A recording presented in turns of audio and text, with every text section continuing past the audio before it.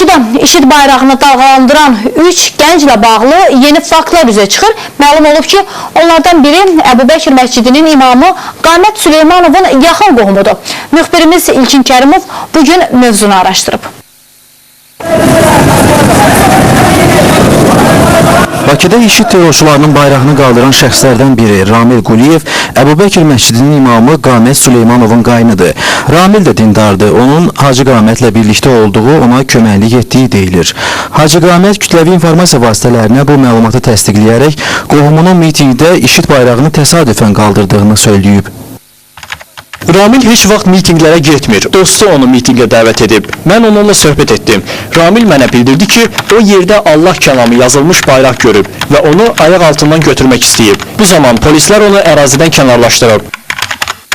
Ramil Quliyev ötən gün isə fərqli bir açıqlama etmişdi.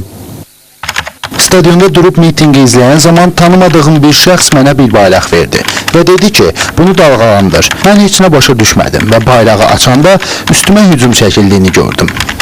Daha sonra onu polislər saxlayıb bir neçə saat sonra azad ediblər. Ramil Quliyev aynısı isə ümumiyyətlə mitingdə iştirakını təkzib etmişdi. Bu, Milli Şuranın mitingində IŞİD terrorçuların bayrağını dalğalandıran şəxslərdən biridir. Füzulidən olan Ramil Quliyev parfümeri alveri ilə həmçinin ev alqı-satqısı ilə məşğuldur. Bu arada tanınmış vəkil Osman Kazımov mitingdə IŞİD bayrağı qaldıranlardan daha birini tanıdığını, məhkəmədə hal şahidi kimi ifadə verdiyini xatırlayıb. Lakin vəkil hansı proseslə bağlı onun ifadə verdiyini yada sala bilməyib. Təxribata əl atan bu şəxslər hamısı sərbəstdir.